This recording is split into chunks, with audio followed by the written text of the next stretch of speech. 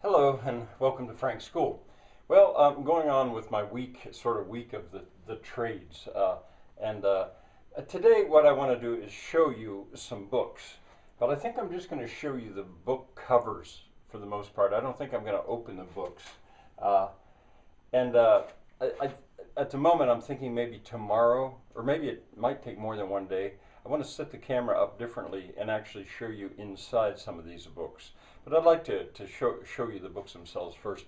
And I've got them in a sort of an order, chronological order of my own discovery of the books. Here is probably the first one, and the cover's long gone. Edwin Tunis, A Colonial Craftsman, it's called. And see if I can at least show you there's the, at least there's the title page. The illustrations are great. I'm not going to show you inside this. I'll save that. But anyway, he goes through many of the craftsmen that were important in colonial America. And I've very recently had a whole new thoughts about that fact that that was colonial and that was America. That changed things. This book, and the next one I'm going to show you, The Trades, Das Ständebuch in German. I spoke about it in this video, 2.12.2, so you could look at that. But one of the things I didn't say then, and I'll tell you now, is how I found this book.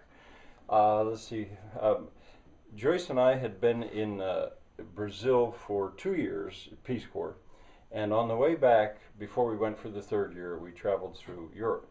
And that was the first time, I think that was the first time I was ever in the Alps. And when I got to, when we got to Innsbruck, there's a museum there, and I was looking at these displays. It was the Folk Art Museum. It's got a name I always have trouble remembering the name, Tyrolean Folk Art Museum or Folks Museum. Anyway, I was looking at these displays, and under the glass there were these beautiful woodcuts, and I was really taken by them. And I was so excited that I did the best I could in German, almost impossible for me at the time, to talk to a guy there. I said, "Where are these? Where do you find these?" Of course, that was long before the internet. And he said, "Well, in a book." I said, "Where do you get a book?" He said, "Down the street, there's a bookstore. Go in there." So I did. I mean, I was just so excited. And there I found my first copy of this. Thrilled, paperback, thrilled to have it. No English at all. I lost it. I don't know how. But then later on, Dover Publications came out with an English version. I even wrote to Dover at one point and said, "Would you like me to translate this for you?" Would have been very hard, but I was just so excited about that book. And I'm going to come back to that subject toward the end of this week.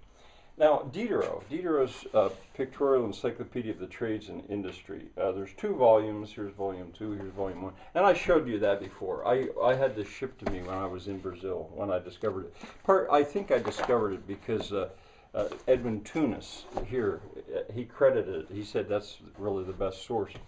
At some point or other, I don't know exactly when, I got this little book. It's English, actually. Little book of early American crafts and trades, but it's based on an English book. I'm quite sure. Now this one, oh, and I should also explain that by the trades, I'm showing you books for the most part here that deal with the trades as a collection. All these trades, like the Ständebuch lists about 120 trades. These are what you do. I think this was didactic. This was to teach children what careers are available. I think it was. I'll show you some that are more specific, but like how to be a blacksmith. I'm not going to be showing you a book like that now. This one is practically well, I guess it'd be a Renaissance, late medieval text, De Re Metallica. It translated by a former president of the United States. But anyway, the woodcuts in it are fascinating. Now this deals with the trades that have to do with metal working. Now, at a certain point, I don't know exactly when, I got this book in French, Les Métiers au Moyen Age. Moyen Age. My French is not so good. I'll show you inside it a little bit. I mean, I was very, very taken with this book too. I think I saw that when I was at the one of the museums in Paris. The one that I have, the Cluny. I think it might have been I was visiting the Cluny, which is a museum in Paris.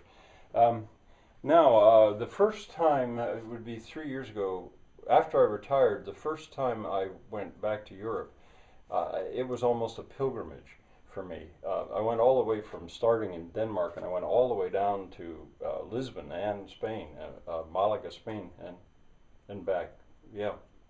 And one of the things, that I say almost a pilgrimage though, was I wanted to go to a museum in Lisbon called the Museum of Decorative Arts. And not the museum, it was the shops, oficinas, as oficinas, the shops, because you could go into those shops and have a tour of those shops where they actually duplicate the work that was done.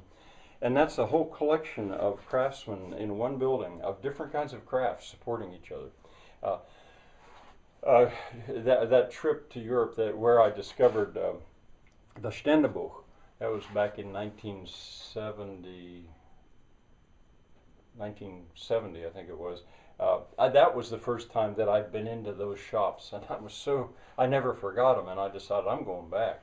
So it was like the year 2011, I went back, and I thought, I want to find them again. I almost missed it after all that bother, because they almost were closed the day that I had planned to go on the tour. Okay, now I say I'm sort of going in the order of discovery. My sister, my youngest sister Barbie, as birthday presents, she found out, well, it started actually with my mother and father. They went to England and they found this book for me because they knew I liked to dig ditches.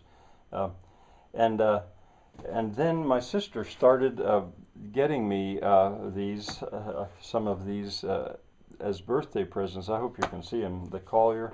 Now that's a specific trade. These are specific trades, but the collection, Shire volumes, the Village Blacksmith, glass and glass making. Of course, I've read these many times. Bricks and bricks making, cider making. I'm saying these because I'm not sure you can see them. Shepherding, chains, thatch, and trees and woods, and how you work in the woods. Now those are sort of a little bit specific, but part of that same publication series, Roman Crafts and Industries, I got that. And this one, the yeoman. Well, the yeoman in Tudor and Stuart England, in a way the yeoman had to do so many of these crafts himself. He couldn't just go to somebody and have somebody do it. The yeoman was a jack of all trades in a sense. And that's something I'm exploring more, because I think I ran into the same situation in Portugal, or I think that has been other times the case, where the trades themselves with the shops and stuff, they tended to be in cities or little cities or towns. But you get out in the countryside, a lot of times people had to do for themselves. All right, I'm saying in chronological order. I'm not even, well, I'll show you these later. But there's some I don't even know what the books were anymore, but I photographed pages. Here's one I got only about last year. This is Colonial Williamsburg, Colonial Crafts, and the Woodworkers. I'm sure hoping that you're going to be able to see these. All right, and then finally at the conclusion of the week, it's my plan, this is my own publication, a friend of mine and mine. I want to read 3 sonnets from that have to do with the trades.